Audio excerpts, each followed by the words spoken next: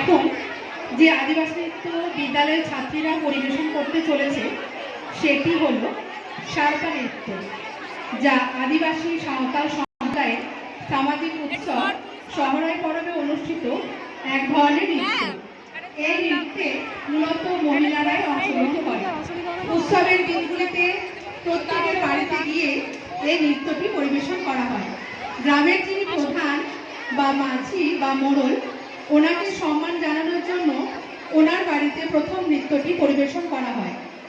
এখন যে সঙ্গীতের মাধ্যমে নৃত্যটি পরিবেশিত হবে, এটির মূল অর্থ বিদ্যালয়ে আগত সমস্ত অতিথিবর্গকে সঙ্গীত ও নৃত্যের মাধ্যমে সাদর অভ্যর্থনা জানানো। ধন্যবাদ।